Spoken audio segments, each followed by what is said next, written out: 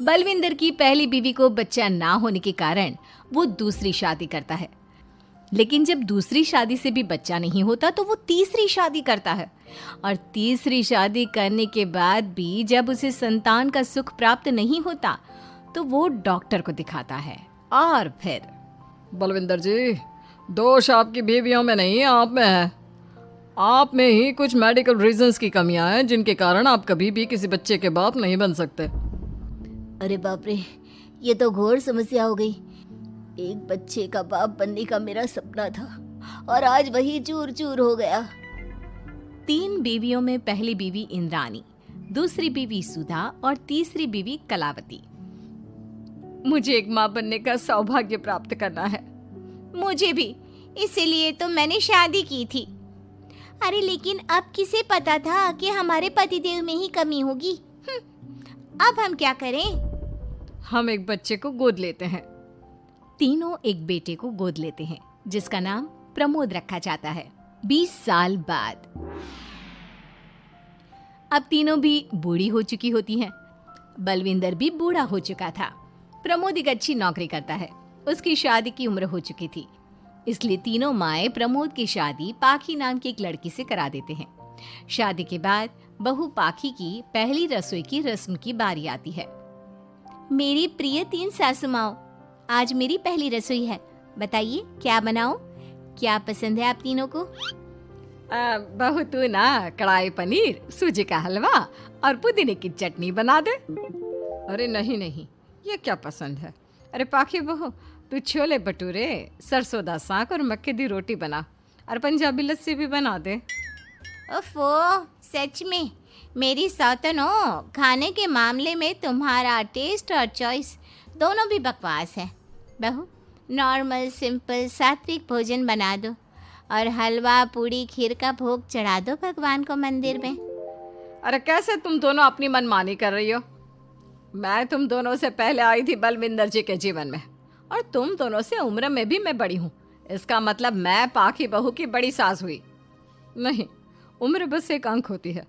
मैंने सबसे ज़्यादा देखभाल की है प्रमोद की, इसलिए मैं एक सास होने का ज़्यादा हक रखती हूँ। पाखी बहू, तुझे मेरी बात माननी होगी। नहीं, तू मेरी बात मानेगी। जो मैंने कहा है वही तू करेगी। नहीं, मेरी बात मानेगी वो। नहीं मेरी। तीनों सास आपस में चिल्लाने लगती है और फिर वहां पर बलविंदर और प्रमोद आ जाते हैं। अरे ये क्या बिल्लियों की तरह लड़ रही हो तुम तीनों सास? पाखी बहू को घर में आए पूरे 24 घंटे भी नहीं बीते हैं। बाकी तुम एक काम करो, तीनों माओं की कही गई डिशेस में से हर एक की 50-50% डिशेस बना दो। लेकिन बस, अब प्रमोद ने कह दिया सो कह दिया। तुम तीनों अब झगड़ना और बहस करना बंद कर दो। पाखी तीनों सासू की कही गई आधी आधी डिशेस बनाती है और इस तरह अपनी पहली रसोई की रस्म पूरी करती है, जिसके बाद उसकी तीनों सास उसे शगुन और नेक देती हैं। फिर एक दिन, अरे पाखी बहू, तुमने अपना सारा काम निपटा लिया है ना? तो जरा यहाँ आना। मेरे ना घुटनों की मांसपेशियों में बड़ा दर्द हो रहा है। जरा तेल या बाम से मालिश तो कर दे बेटा। तभी वहां पर इंद्राणी और कलावती भी आते हैं। पाखी बहू, चलो मेरे साथ बाजार। मुझे ना नई साड़ियाँ खरीदने हैं। तुम्हारी फैशन सेंस बहुत अच्छी है ना, इसलिए मैं चाहती हूँ कि तुम मेरे साथ चलो। अरे पर मैं यहाँ पे पहले आई, तुम्हारे साथ ही सही, लेकिन मेरी स्पीड सबसे तेज थी। पाखी बहू, मेरे कमरे की अलमारी और पर्दे साफ कर दो ना, बहुत धूल जम गई है। मुझे खांसी भी आ रही है। अरे ऐसे कैसे तुम दोनों मेरी बहू को अपने साथ ले जा सकती हो? सबसे पहले मैंने बहू को कहा है कि वो मेरे घुटनों की मालिश कर दे। अब जाओ, 1 घंटे के बाद अपनी ये फीकी शक्लें लेकर फिर से आना। सुधा मैडम, ज्यादा ना बोलो। पाखी बहू को तुम दोनों से ज्यादा नेक दिया है मैंने, इसलिए पाखी बहू तो मेरा ही काम करेगी। और वैसे भी ये सुशील सर्वगुण संपन्न बहू अपनी इस बेचारी बूढ़ी सास को खांसते हुए कैसे देख सकती है? क्यों पाखी बहू? हाँ, पर नहीं पाखी बहू, तुम इन दोनों की भावनाओं के जाल में मत फंसो। और रही बात शगुन और नेक की, तो रिश्तों को प्यार के भाव से तोला जाता है, ना कि पैसों के भाव से। मतलब कहीं के। ओ इंद्रानी, ज्यादा मत उछलो, पता है कौन कितना मतलबी है।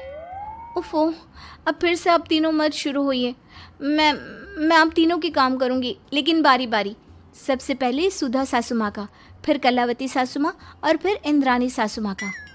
इसके बाद तीनों सासों में फिर से लड़ाई और कहासुनी छिड़ जाती है। फिर एक दिन जब पाखी घर का किराने का सामान लेने बाहर निकल रही होती है कि तभी, बहू, मुझे ना मेरा पुराना संदूक नहीं मिल रहा, तू आकर ढूंढ देगी क्या? अब ठीक है इंद्रानी सासू माँ।